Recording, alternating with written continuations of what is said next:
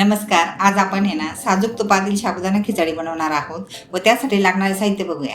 आता मी 1 वाटी साबुदाणा घेतला आहे आणि तो रात्रभर पाण्यात भिजवून ठेवला आणि सकाळी सकाळी एकदम तो मऊसूत असा भिजलेला आहे. 2 बटाटे, 4 ते 5 हिरव्या मिरच्या, कोथिंबीर, लिंबू, दही आणि शेंगदाणे. आता आपण साबुदाणा खिचडी तयार करायला सुरुवात करूया आणि पहिल्यांदा शेंगदाणे मिक्सरला बारीक करून घेऊ.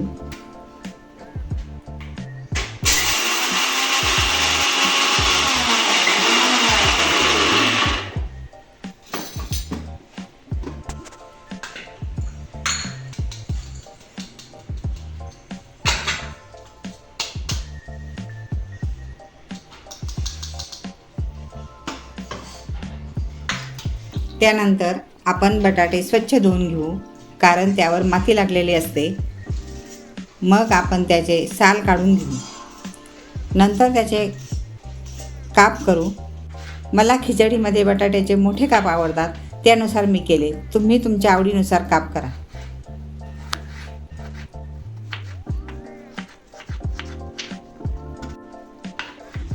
बटाटे कापल्यानंतर त्यामध्ये असणारा स्टार्च जाण्यासाठी ते 2दा स्वच्छ पाण्याने धुवून घेतले. नंतर मिरच्या बारीक कट करून घेतली.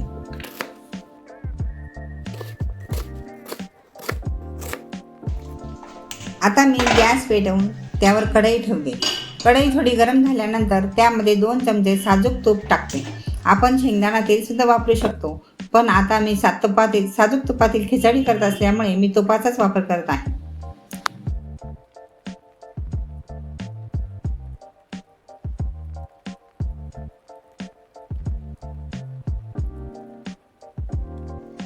तूप थोडं गरम झाल्यावर त्यामध्ये आपण बटाट्याचे काप टाकणार आहोत.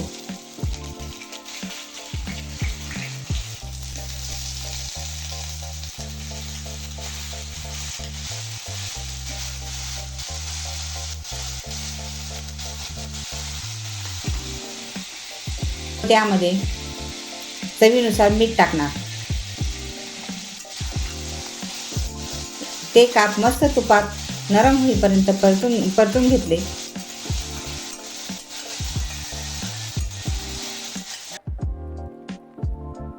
त्यावर 2 मिनिटांसाठी झाकण ठेवू, म्हणजे ते मस्त परतले जातील. बघा, अतिशय छान परतले आहे बटाटे. आता आपण ते काढून घेऊ.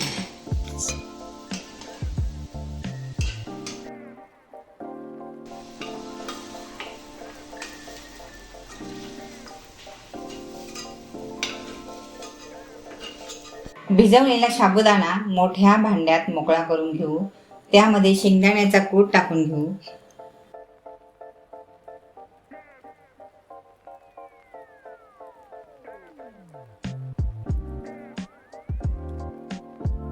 ज्यांना खिचडी थोडी तिखट हवी असल्यास तर थोडे शेंगदाणे आणि 2-3 हिरव्या मिरच्या मिक्सरमध्ये बारीक करून ते मिश्रण साबुदाण्यात मिक्स करून घेतले.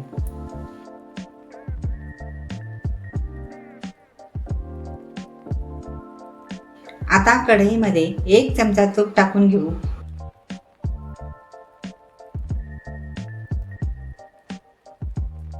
तूप गरम झाल्यानंतर त्यामध्ये बारीक केलेली मिरची टाकून थोडेसे मीठ टाकून ते परतून घेतले.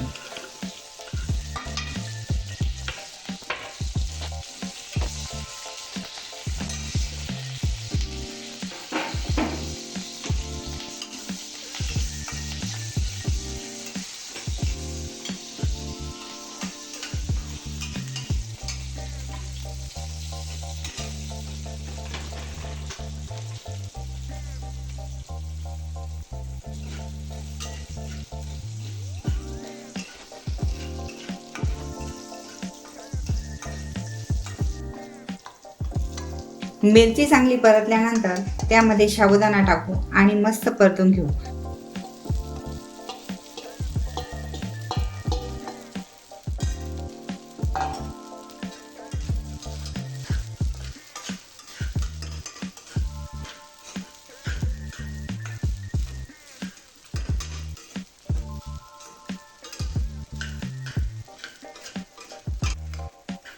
नंतर त्यामध्ये बटाट्याचे काप टाकून घेऊ.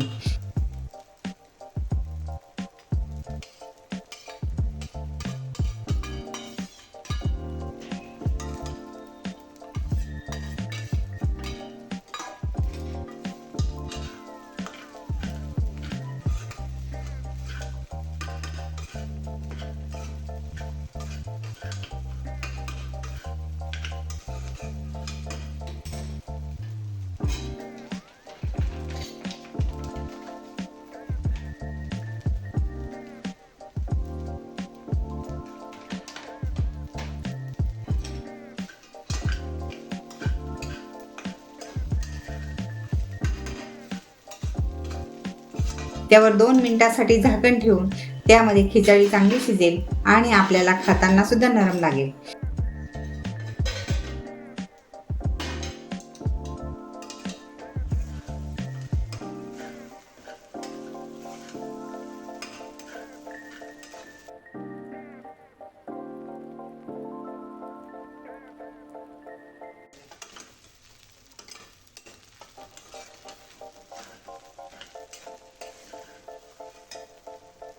थोडी कोथिंबीर टाका. तुम्हाला उपवासाला कोथिंबीर चालत नसेल तर तुम्ही स्किप करू शकता.